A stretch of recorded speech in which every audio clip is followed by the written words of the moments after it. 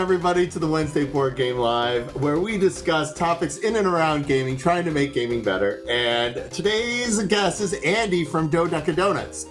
That's me. September was Product Design Month, where we discussed the ins and outs of identifying what is a product, what is the need for that product, how you bring that to market, and So I have nothing to add. Yeah. No notes. No notes. Sounds good. No notes. So Andy, welcome back to the live. This is not your first time here. Give people the 2-minute version of who you are and why they should care. Yeah, so my name is Andy Davis. I am the inventor and creator of the Dodecadonut, which is a wooden donut for holding your dice. That's my big claim to fame. That's why people follow me, is because I have these like very aesthetic looking, crazy dice donuts. The donuts, having seen them in person, the screen version of the donuts does not give the handcrafted, like, weighty feel and awesomeness of the donuts in person.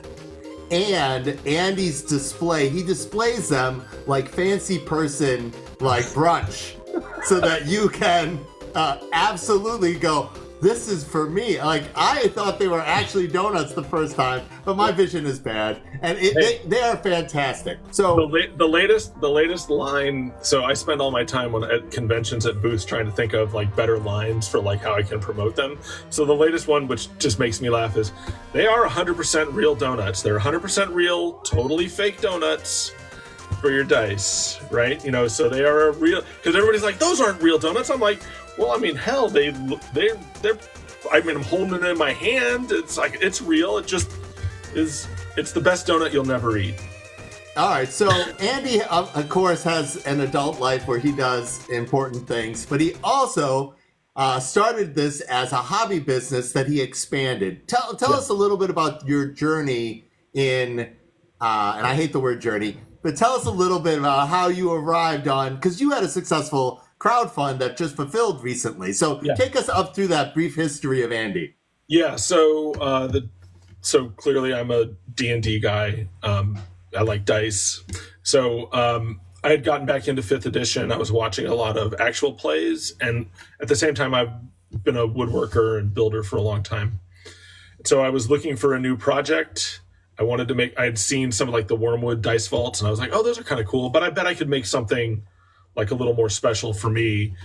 And was like watching a lot of Critical Role, and Laura Bailey's character at the time, Jester, obsessed with pastries, and it just popped into my head of like how I could actually make like a torus that would hold dice, and that would be, it looks like a donut. And then, you know, because my background's in graphic design and I do a lot of stuff like that and branding, I was like, oh, well, what would I call it? And the name Dodecadonuts popped into my head, and I was like, well, okay, if I'm going to do that, I should just get the URL. So I bought the URL.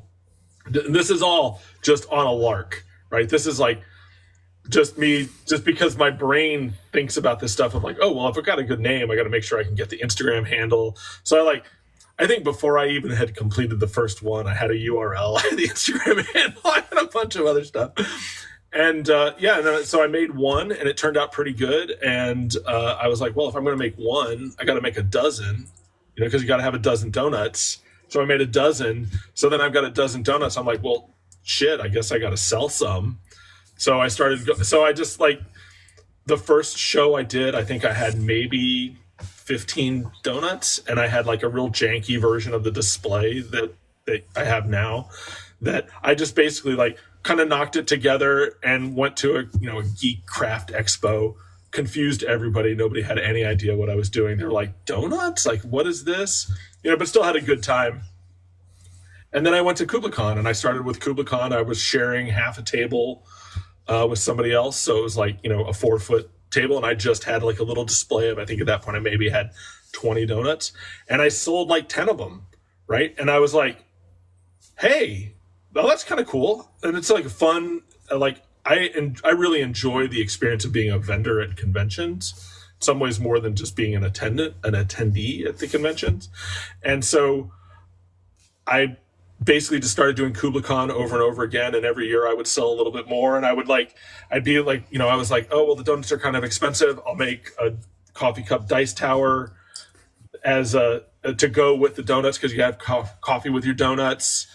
And I was like, oh, I'll make this thing because it would be something I could sell for a little less, but it also, again, makes me laugh.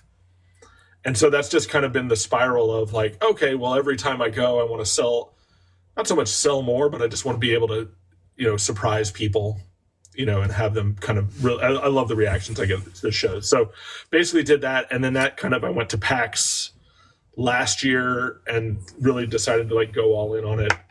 And then at the beginning of this year in January, I launched, as part of Make 100, I launched a sort of limited Kickstarter, which we finished fulfilling at the beginning of August. And so, yeah. I've got my Dice Tower coffee cup. Thank you so much, Andy. Sweet. Thank you very much for your support of the Kickstarter. Yeah, well, you make it easy. You were very supportive of my nonsense when I got to go to Kubla last time, so that's easy.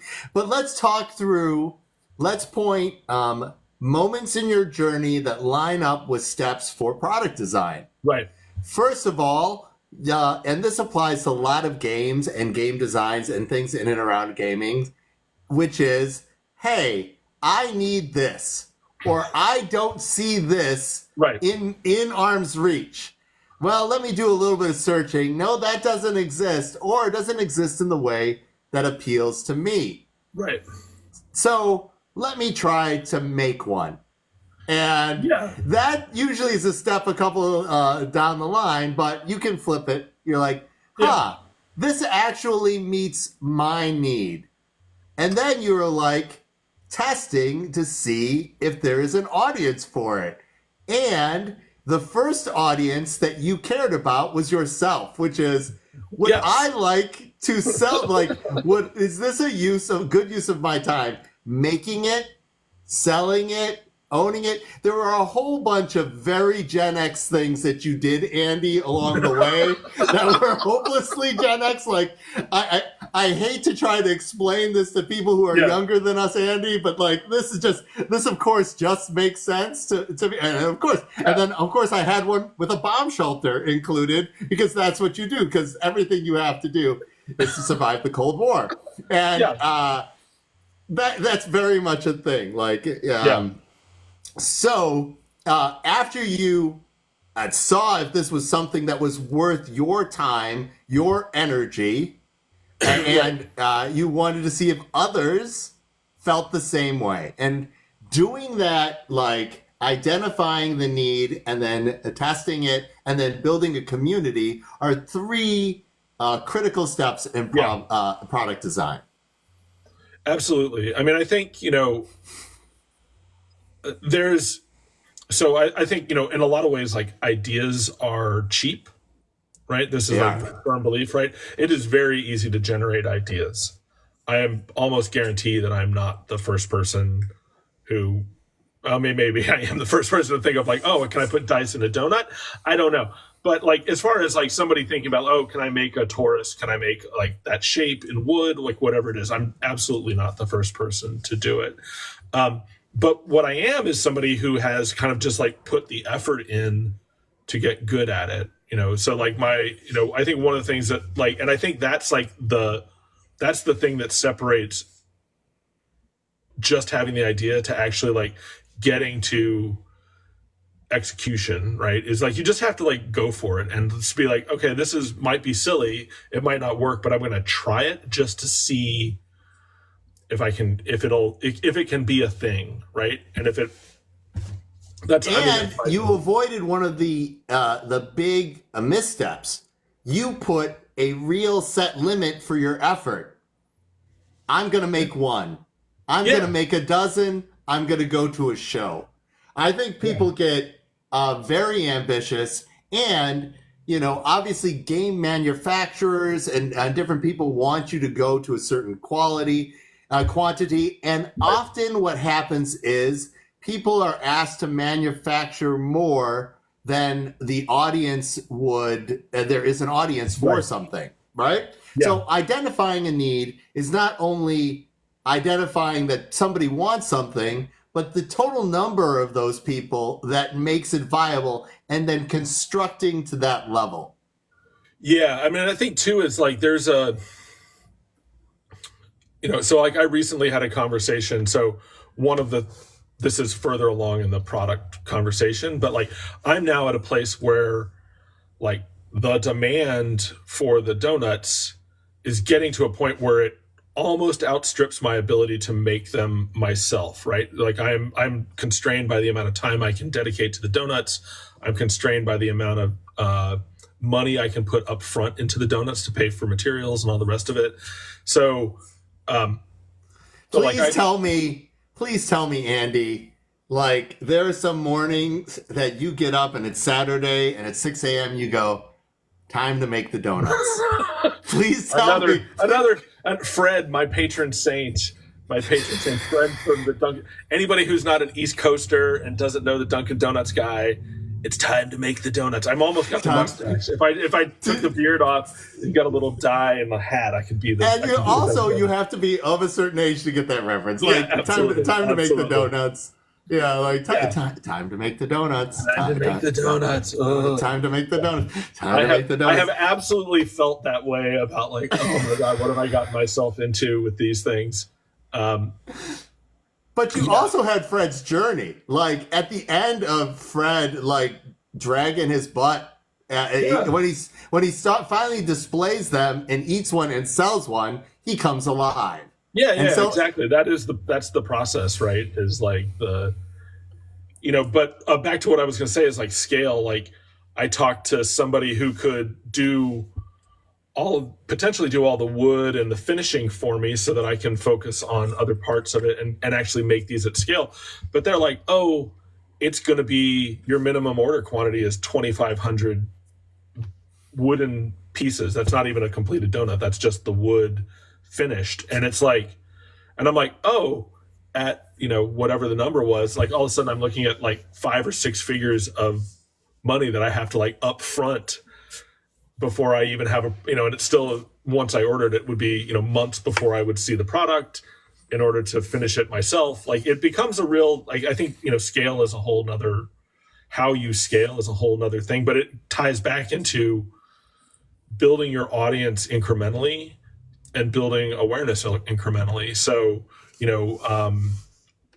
it also what you have available to you. If you have time is available to you. You live out in the Bay Area, so space is at a premium, right? Like storing 2,500 units a thing. And then you talked on the number one thing that has not changed in all our years of doing stuff, Andy, is cash flow is king.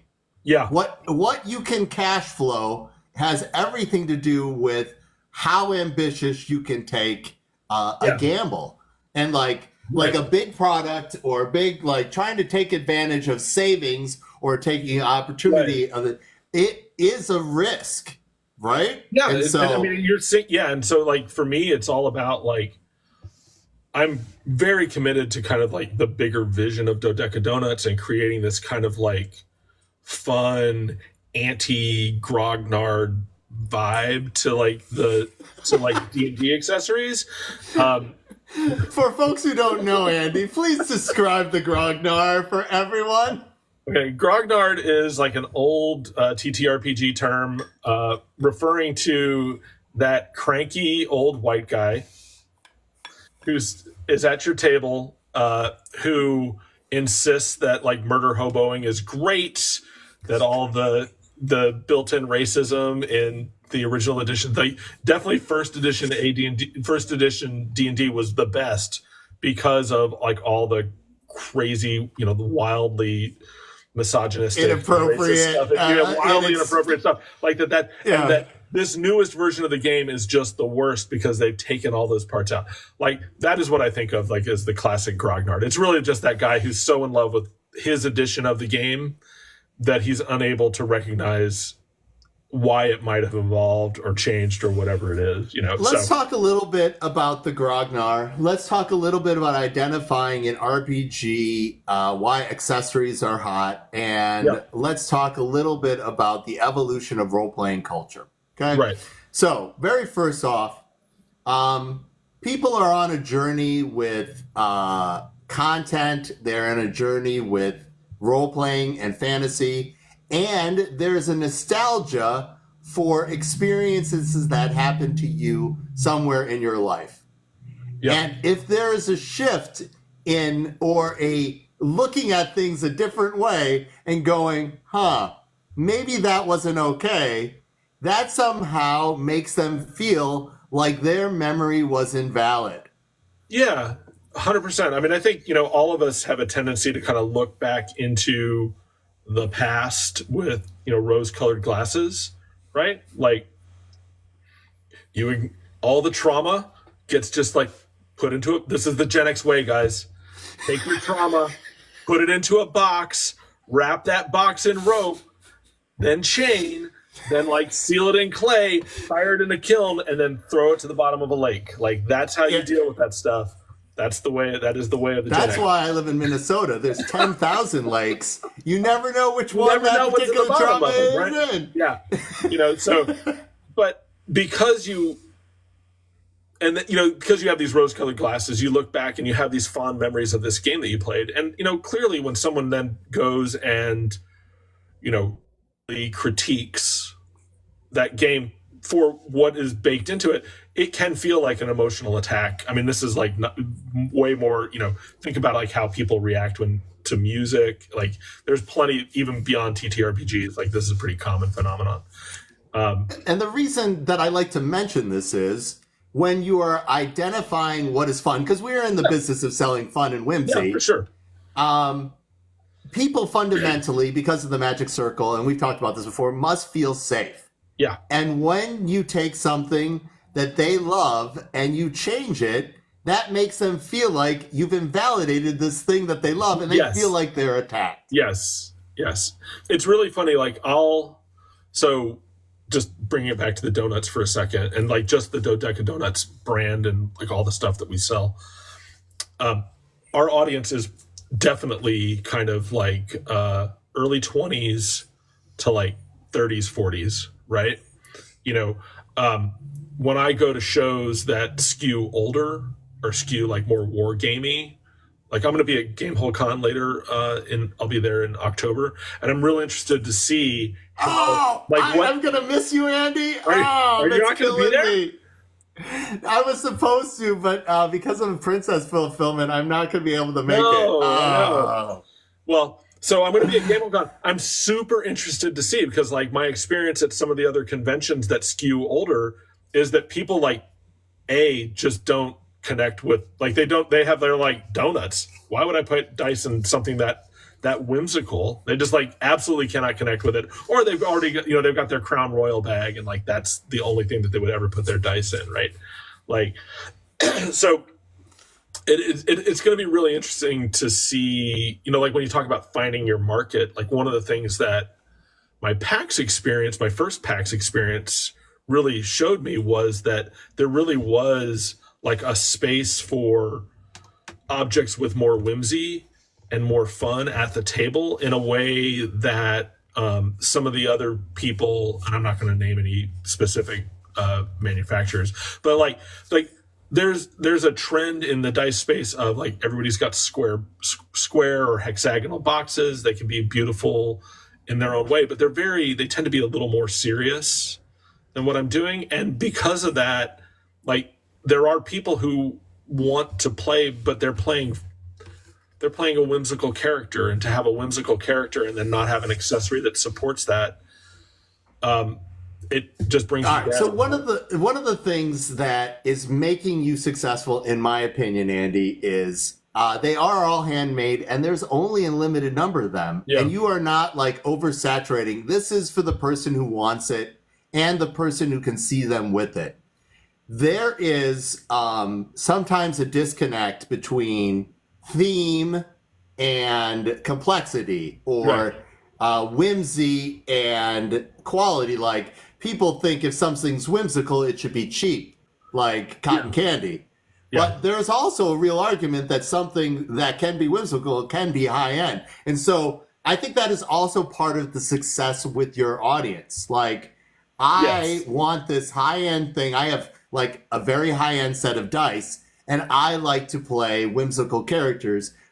How do I represent that in a way? Because Yeah, exactly. 100%. 100%. For me, like I really, so I have an art degree. My father was an artist. My wife's an artist. My children are both artists. Like, like for me, I really do treat them. They're a product, right? Like they're a product, but they really are to me. They're like little mini art projects, right? They're little miniature, little pieces of art. I have plenty of people who buy them who don't. They'll be like, I don't even have dice, and I want a donut, right?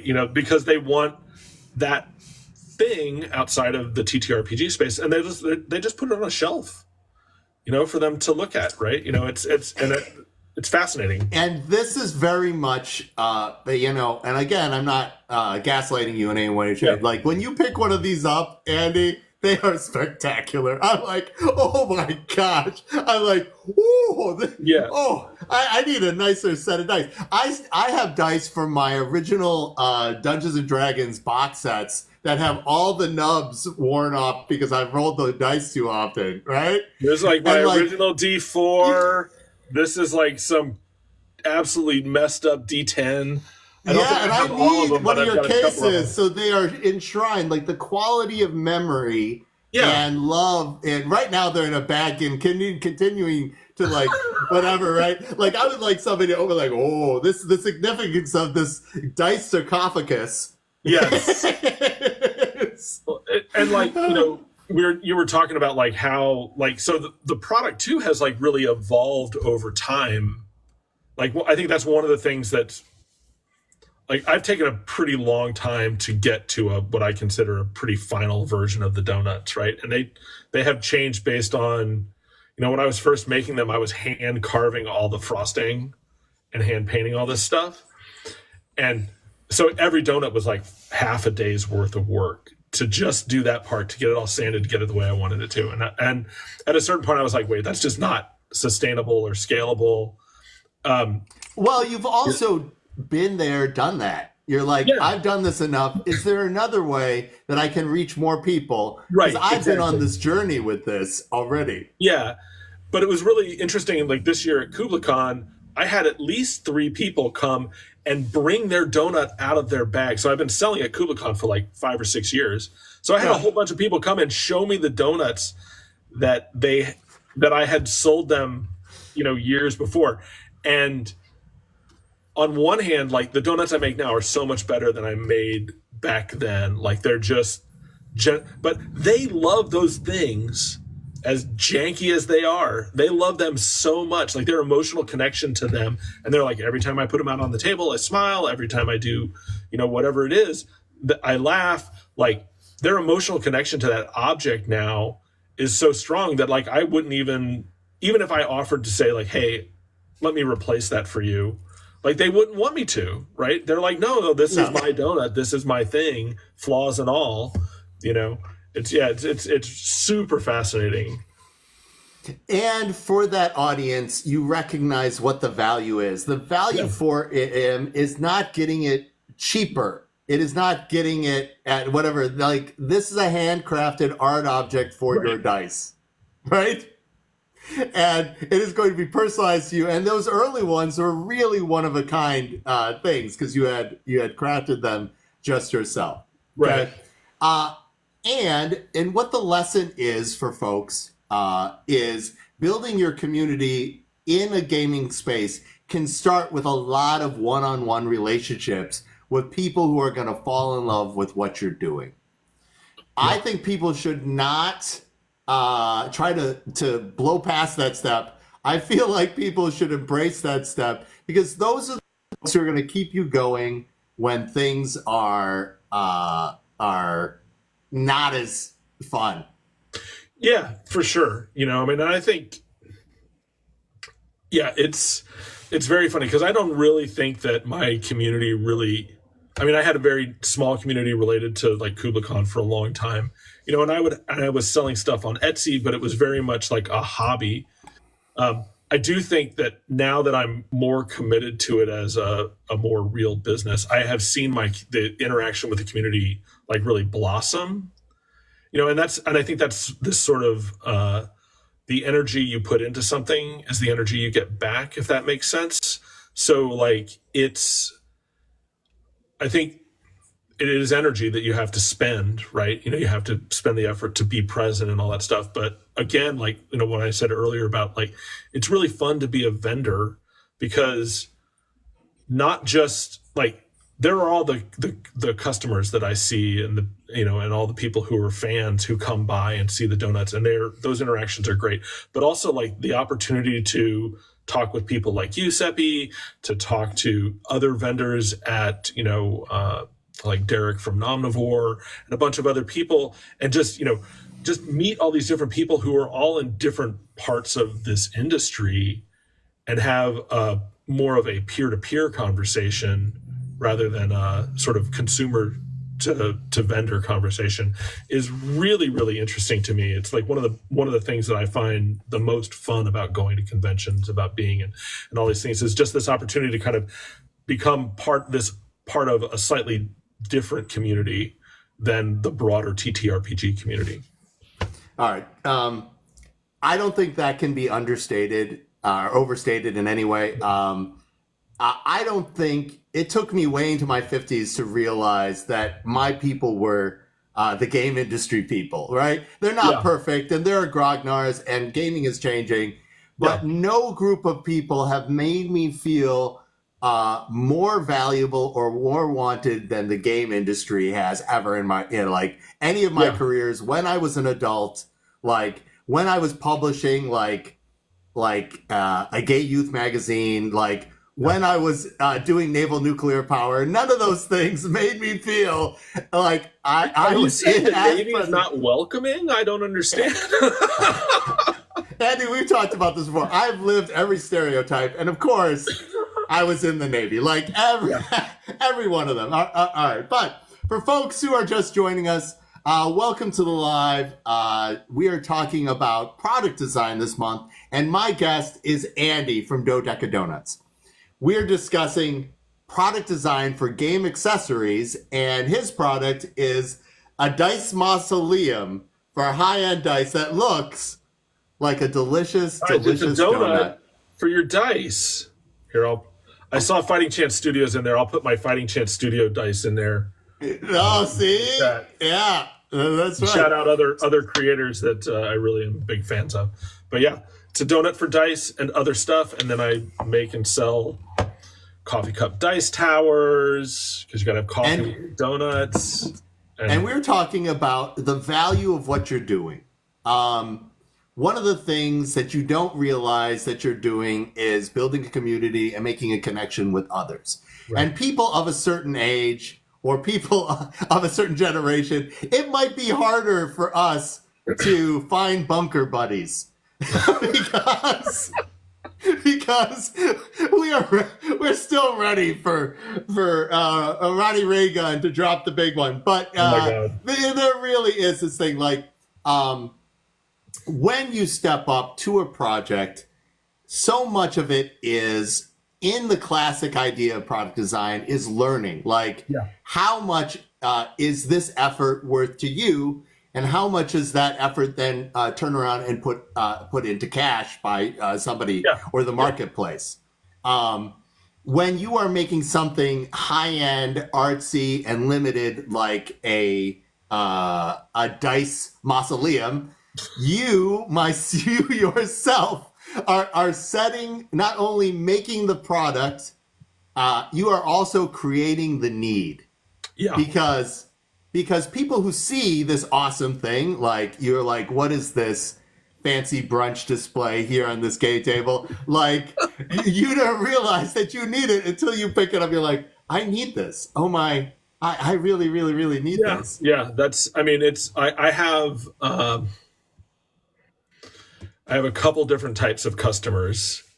Some people walk up, and they're the ones that just like blow my mind. They'll walk up and they'll be like, I'll take this one, or I'll take these two. They'll just walk up and pick a couple of donuts, and then they know what they want, and they have never seen it before. But they're just like, oh, this is a thing that I now have to have in my life, bar none. then you have other people who come up and they really want a donut, but they want the perfect one for them. So they'll pull half a dozen donuts out from the display and lay them all over, and then just like kill themselves trying to decide. Because I mean, reality is the donuts, I would love to be able to sell them for pennies, but I can't. So they're not inexpensive. We can talk about price anchoring as a factor. They're a high-end boutique item. Yeah, for sure. What's important isn't their price for everyone.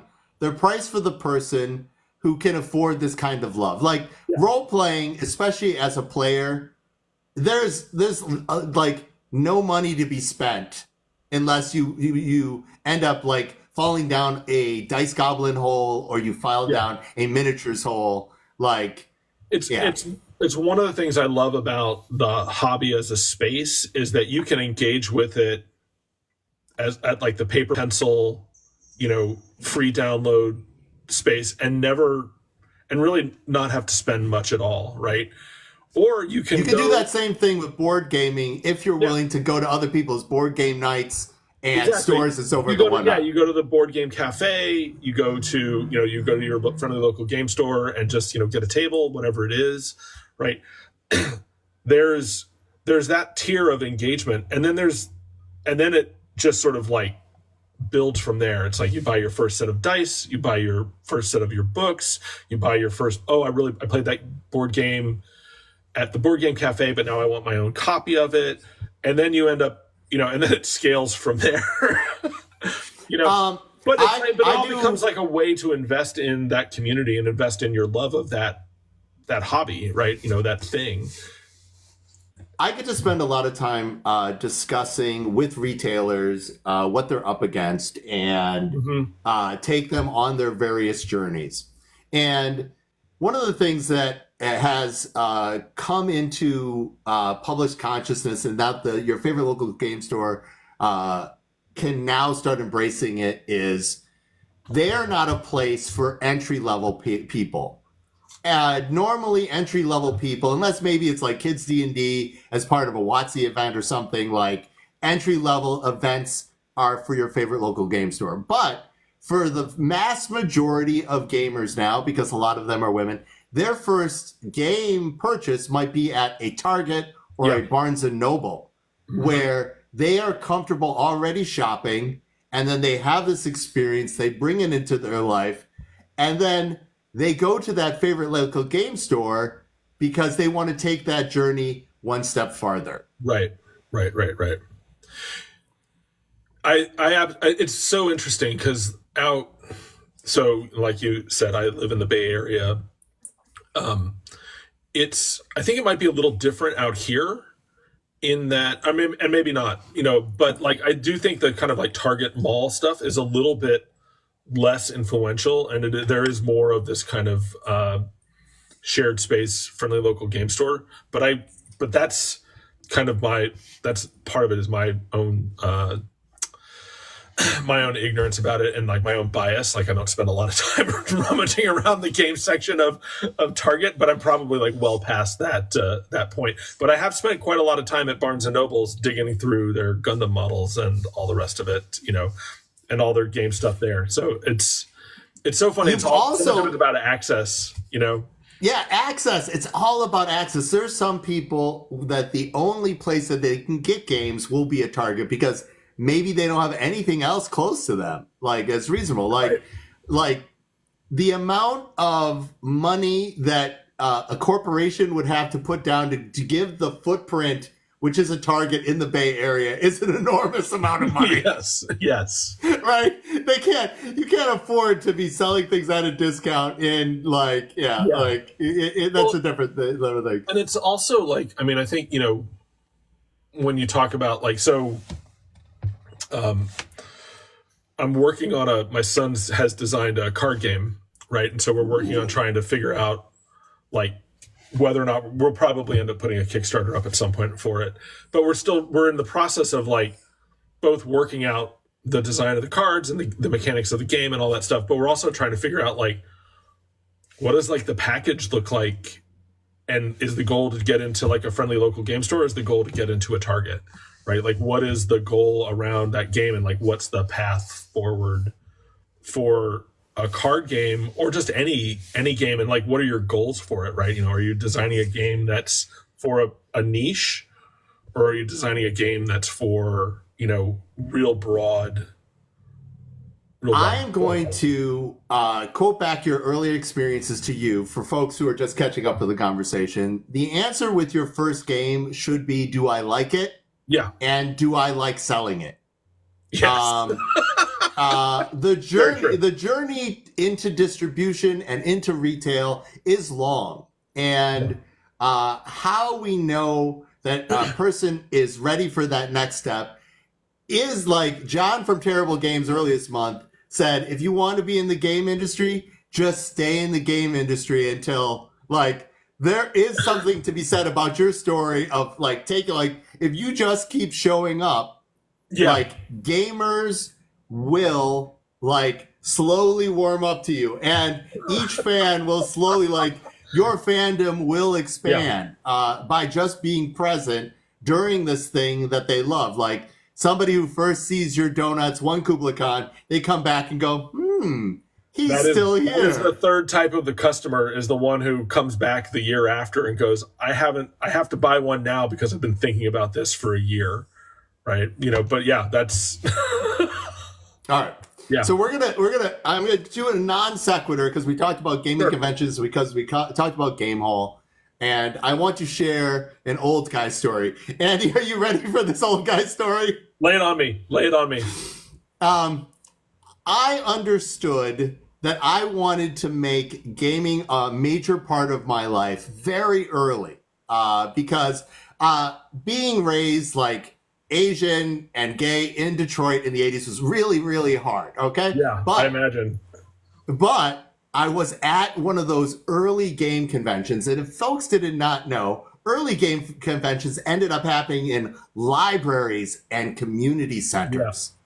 So I bugged the crap out of my parents to get me, allow me to go to one of these conventions. And the convention was 7 tables at a public library in the metro area, right? In the 80s, all right? And so I am sitting down at this table, and we're playing D&D, and it's first edition Advanced Dungeons and Dragons, all right? So, you got to look at the chart. You got to see how it matches up with everybody's, and we're doing all this stuff, and we love it because we don't know any better, right? And I look up from the table, and it's just in a library, right? So there's still other library things going on. Yeah. And somebody 2 stories over from me, or 2 tables over from me, jumps up and at the top of their lungs screams, "I killed Satan." If you did not know this, in the first Monster Manual, you had all these mythical and other characters that you could do. And they were so excited. They ran around the 7 tables at Victory Lap, and I looked at them, and I was sort of young still at that time, and I looked at them and I said, I have never experienced so much joy that person is experiencing right now. Yeah, exactly. You can never deliver on that level of happiness that this person had. And I was like, I need that. That's the happiness that I need in my life. That is what I'm seeking in my life. Yeah, this ties into your stuff in the way that one of the first times I picked up this donut case, I'm like, this is the donut case of this guy now, who's probably in his 60s. I'm like, this guy. And a donut. And when he's looking at it, he's like, this is where I'm going to enshrine the dice in which I killed the master of all evil, the Lord of Lies. It's very funny. People always, they're one of the complaints I get about the donuts is that they only hold 1 set of dice. I've got more than 1 set of dice. And I'm like, this is this is the antithesis of a dice jail. This is the thing that you put your most special favorite set of dice that's really performing well for you. They stay there to get the good juju of being in the donut. just that sweet frosted goodness, Andy. The sweet frosting is like sending good vibes to your dice. It's super funny. I hope I did not kill the conversation with my terrible old guy story. No. Please, somebody save my embarrassment for, like, Sonia, please somebody comment that you're still here. That the algorithm has not punished me for sharing, like, stories from the early 80s. But yes, the most incredible experience. Like, often I find myself in weird places following or learning incredible life lessons. Like the idea that I've been taken to a place and I committed to a thing, and in my mind, I was able to do this thing that I wasn't able to do in my life. You can see how all that is analogous to all the awful that was going on for me. And like, sure. Like there's a place of happiness, like, and it's pure joy and accomplishment. And yeah, absolutely. I think one of the things I read a while back was like the memories you make at the table about the actions of your characters are the mechanism that forms those memories is the same as if you were to actually do the thing yourself, right? And that's one of the things that makes TTRPGs so powerful is that you're creating these moments of you run off and killed Satan or whatever it was. And that's so important because if folks don't remember, there was something caused by Dungeons & Dragons called the Satanic Panic. And so if you did not know, these two things collide. Here's another product that I make. I survived the Satanic Panic. You got to be so old to do that kind of stuff. These are badges of courage. I need like a bandolier of those. It is absolutely incredible. Everybody, thank you for joining us for Seppy's Old Guy Story Time. My guest, who I am forcing to live through these terrible stories with me, is Andy from Dodecadonuts. Andy, I've got to calm down, speak clearly. Yes. We're all excited. We're all very excited. I get excited. It's like I too stay Beelzebub up. So, but I think that it is like trying to bring it back to product design and like the niche that I found myself in. One of the things that I didn't realize when I started, because I wasn't really thinking of this as like, oh, I want to make. I was really more. I want to make a cool thing for myself, not I want to start a whole brand and create a whole competitor to other people. I just was really like, but I kind of back to that idea of community too. Is like by talking to people. And people who were coming to the table and seeing who was like really resonating with what I was making, like you really do start to understand what your niche is to some degree, and like who are the people that you're serving, right? Like who are the people that are into the donuts, and they can be what you expect to some degree, but it can also be really surprising. It can be really, for all that I said that like I've had. By and large, my audience is much younger.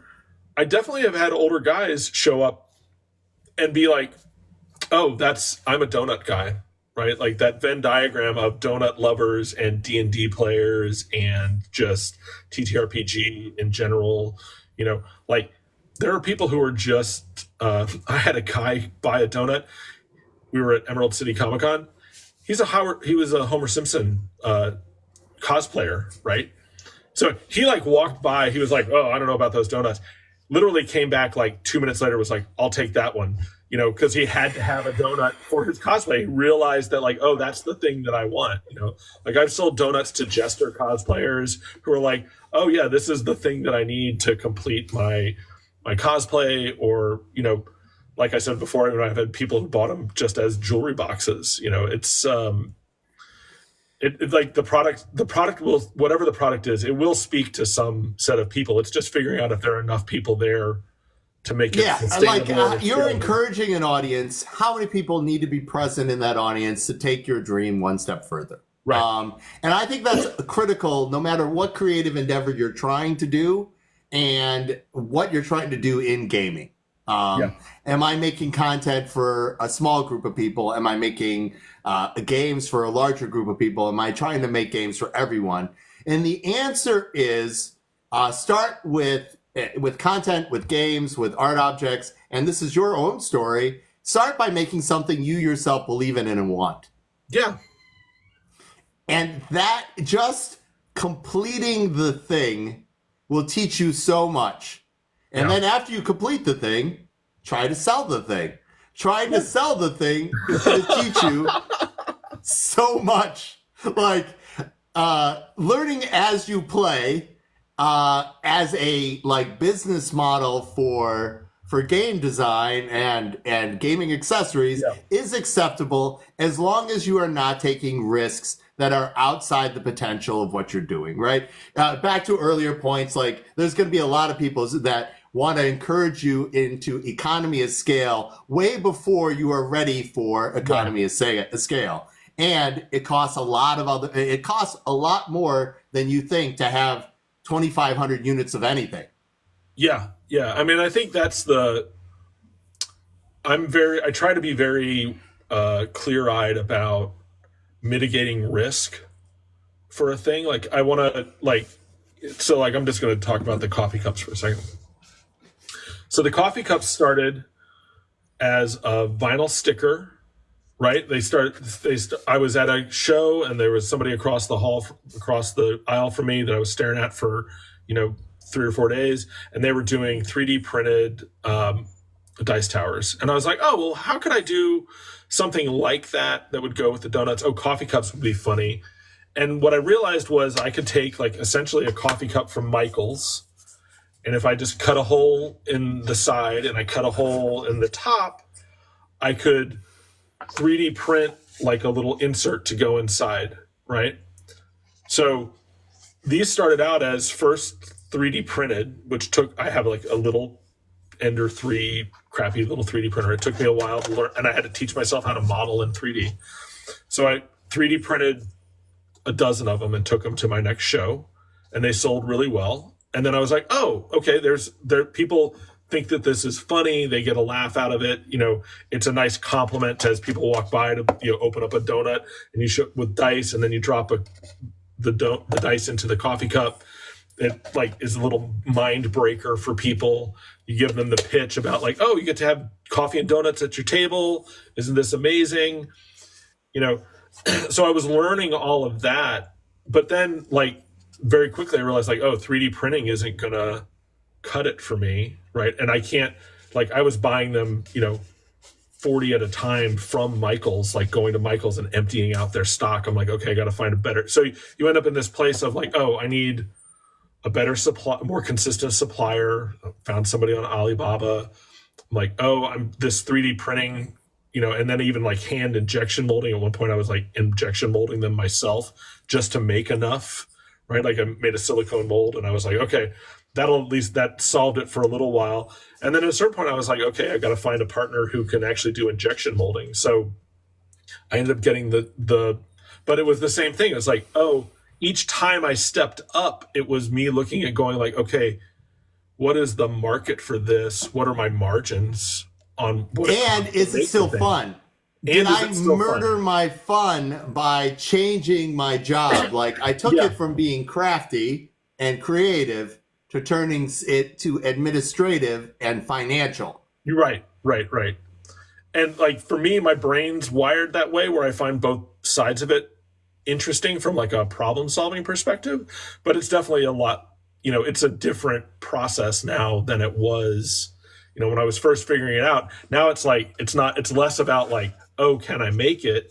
It's how fast can I make it? Can I keep as the speed increases, how do I keep the quality up?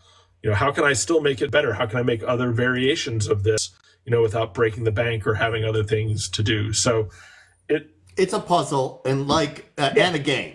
Yeah, and exactly. If you can embrace both of those things, you can have fun in and around your business. But it's also a choice. Yeah. Recognizing you don't have to step up or you really want to take on that next challenge is a really important facet of surviving your dream and being excited about the next stage. For sure. Yeah, it is. And that is very important. Identifying the potential of a product is, all right, the workforce, the labor force, the fun factor, how does that all grow? If I'm successful, does that mean my fun has died? Yeah. It's a pretty common theme, I think, of people who are like, oh, I had this, like you see it among woodworkers all the time where somebody's like, oh, I was a hobby woodworker and I decided I was going to make custom furniture for a living. And now they're making custom furniture for a living, but it's a job, right? So the donuts for me are it's not really a hobby anymore, right? It's not a full-time commitment to it, but it's closer than it was, and I'm having to definitely do stuff that I'm not excited about. Like I have to teach myself how to do accounting, like I'm doing like spreadsheets and like cost of goods analysis for my products and trying to remember who are all the vendors that I use to get all the different little bits and pieces of this, but it's still interesting and it's still fun. Like, and I think that's the thing is like, I'm always adding, like we sell pins and stickers, right? So I'm always, and back to like other vendors as partners or other retailers as partners in these conventions is like everyone I've met in the gaming community has been incredibly generous with advice, with time, sharing vendors, sharing what has been successful for them or what hasn't been. And gaming is very small. Like everybody, like you don't have to reach one or two and you can get like a real opinion about this, that, and so forth, the whatnot. Mm-hmm. And so that allows you to take on those risks without as much fear. Like, oh, I talked to this person, they gave me this experience. Right. And that allows you, less fear means more fun.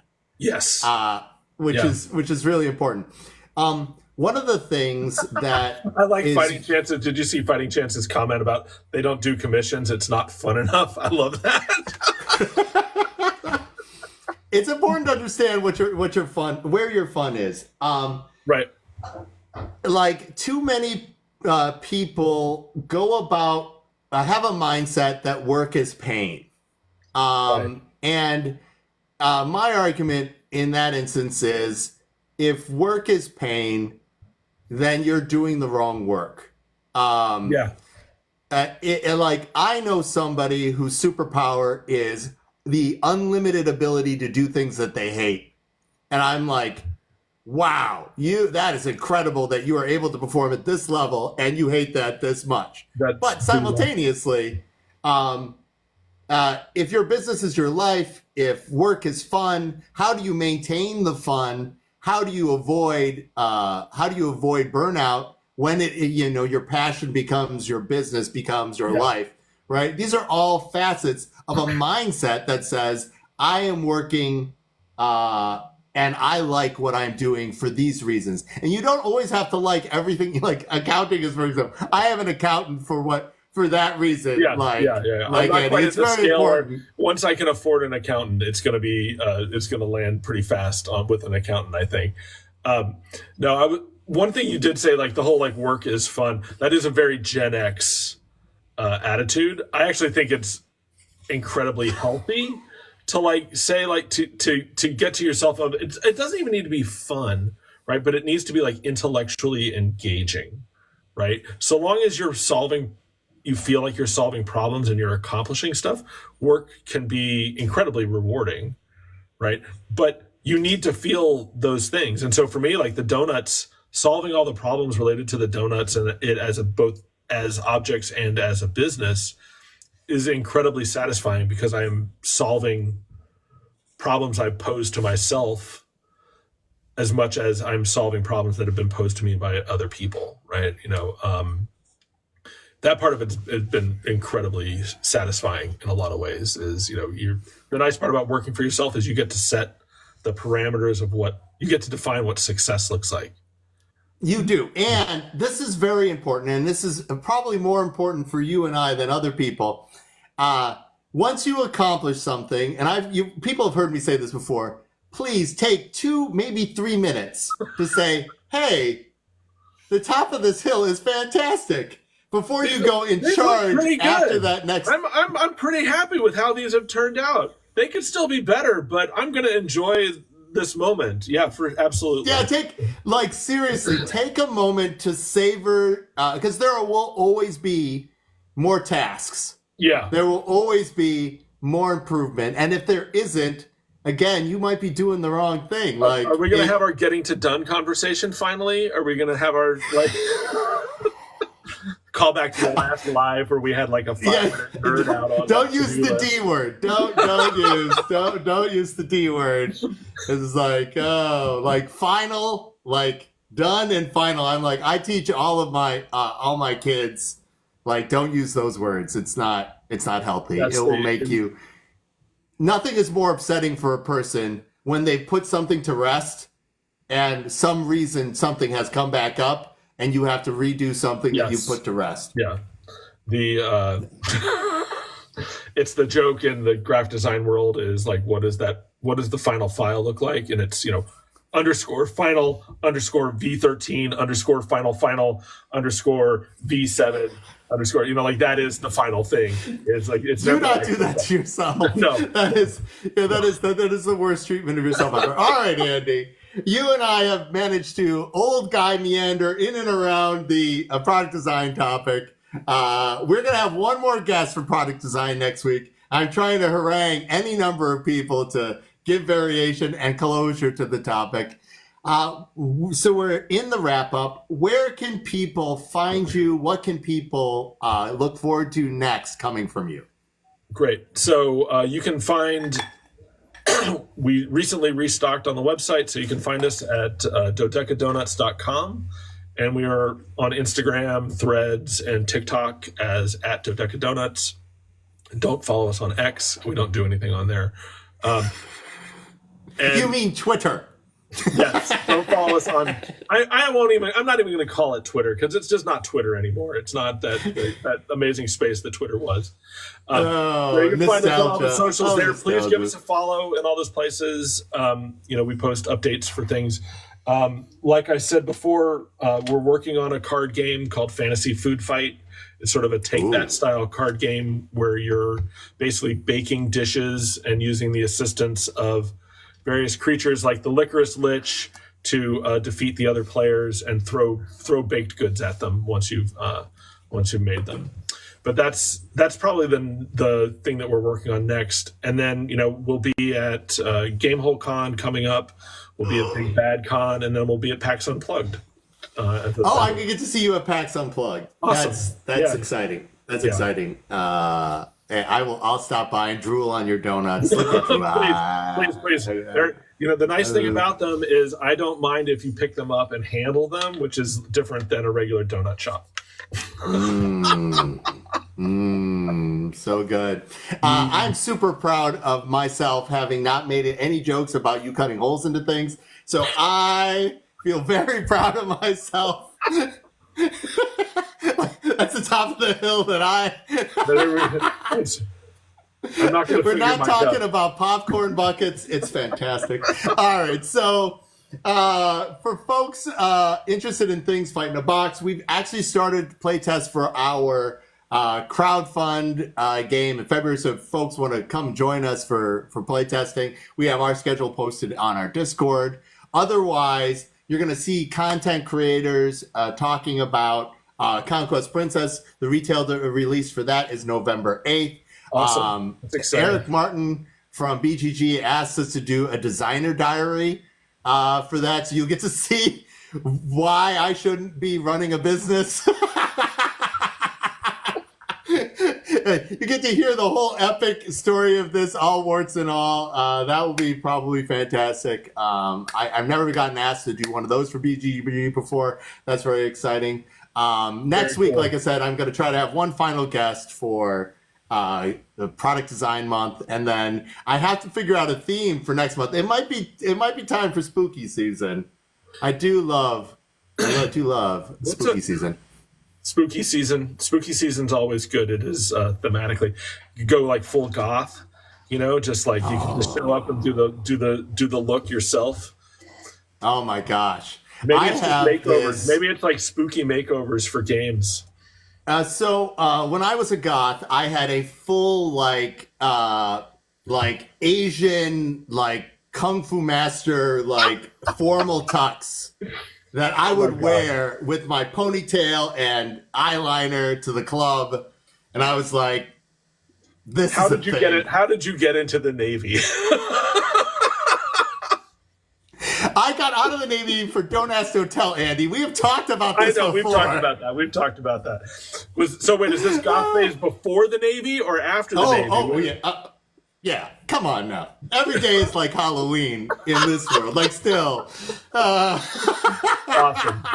Oh, all right. Thank you so much. Nobody wants these pictures. The best thing about... Oh, wait. I'm going to be watching your socials now quite closely. No way. No way. Andy, you know that the best thing about being us is that all of our mistakes precede the internet. It's so good. Yeah. It's a gift that time gave me, despite all the other stuff. I will do a GoFundMe for that picture. I will go hey, you guys. What you need to do is you need to send it to someone and have a painting made.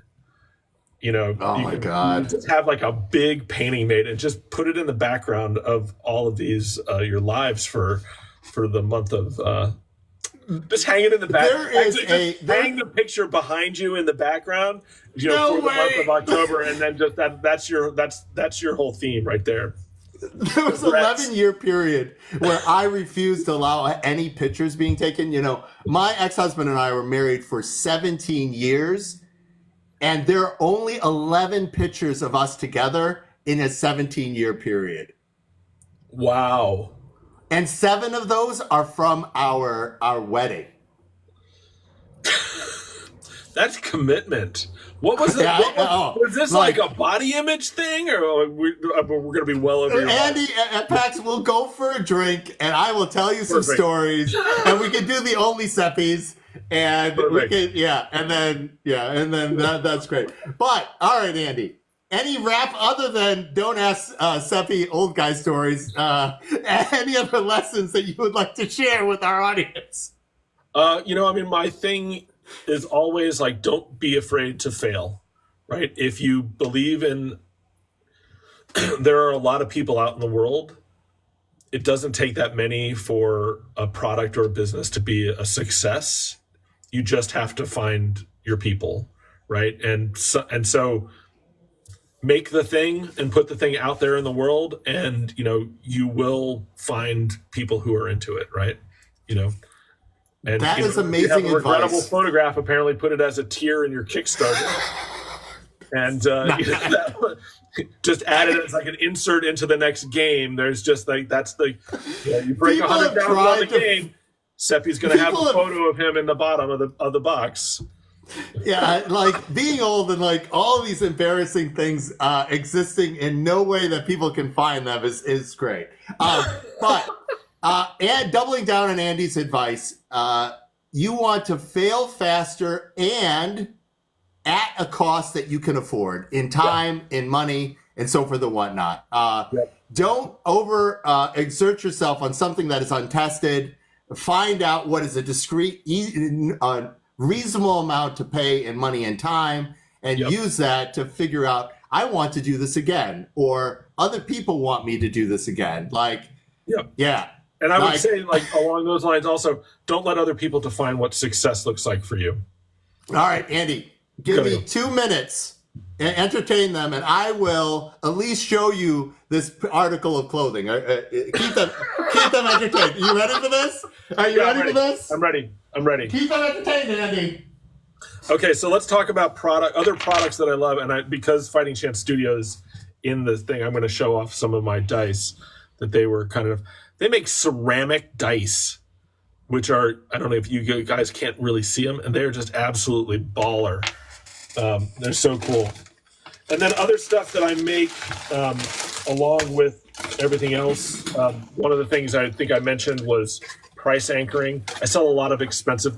Oh my God, that you had that and it was in your closet, easily accessible. What's going on? That's amazing. This thing has seen some stories, but can you imagine me going to something like a Ministry concert in this? Fuck Like, yes. Hell yes. Yes. That's awesome. Oh. Yeah, so just to, like, as Seppy goes, there is a phenomenon called price anchoring. So if you sell an expensive thing, like the donuts, which are very attractive, it will pull people to the booth. And then you can sell other things like patches and pins and stickers, like God's Favorite Princess. I'm holding it upside down. There's God's Favorite Princess, you know, or After School Satan Club. Or I Survived the Satanic Panic. You know, so there is, this is Chimera Coffee, which is the coffee brand. Yeah, so, you know, it's this when you sell an expensive thing, especially when you're vending, have other stuff that people who, if they can't afford the expensive thing, but they still want to support you, give them an opportunity to support you. And that's kind of like, and that's where having like a range of prices in what you sell, or in board games, like having like the big monster box of like Conquest Princess versus like a game like Processing, you know, having those things, having those tiers that people can engage with, it becomes like a really critical part of being successful over time. Giving people the opportunity to spend the money that they're comfortable with to show their love. Yeah. That is what you want to do. You want to give them as high a ceiling and low as a floor as they are comfortable with, and that you are comfortable with. Right. That is absolutely fantastic. Just for the record, Andy, I was homeless and lost all my stuff in 2020. And I still have that thing. Nice. You know, it's important to keep them. It's important to keep the important things. Right? Well, people don't believe these things happen, and then you pull out an article of clothing, and you're like, "Yep, I can prove it." Yes, I 100% agree. That's hilarious. All right. You've been a fantastic guest. Last thoughts, Andy. I think I just gave them, but yeah, I mean, I think, you know, it. Like I said, you know, you do the thing. You know, figure out like do the thing. You have to do the thing and put it out in the world, because if it's just an idea, you have to like start. Just an idea is just an idea, and it's not really a product, and you can't say that it's going to be a success or not until you put it out in the world. So you just have to. It doesn't have to be great, but put it out in the world and see what the reaction is, and you'll find out. You know, ideas are actually very, very cheap. Yeah. It is executing to a point where somebody else can interact with it as a physical object or something playable. You have gotten farther than like 1 in 1,000 people if you actually execute to any level of like realness. I mean, even to get to the point where you have the game to take it to a proto spiel, to like share it with people, like it doesn't have to be, you know, I'm not talking about like getting the thing printed or anything else like that. Just even getting it into other people's hands, you're still like head and shoulders a bunch. Mondo has a story about getting his first game out and getting feedback on it, and how much that changed his opinion and where it is. Getting it to a place where you can get feedback or people to give you like an honest opinion, having interacted with, is invaluable. All right, everybody. I know we went over, and I'm gonna blame that on dress up time and Andy. Andy, you're a bad influence on me, Andy. All right, but everybody, like we say every week, please stay safe and have fun. Bye, everybody. Thanks, everybody. Bye.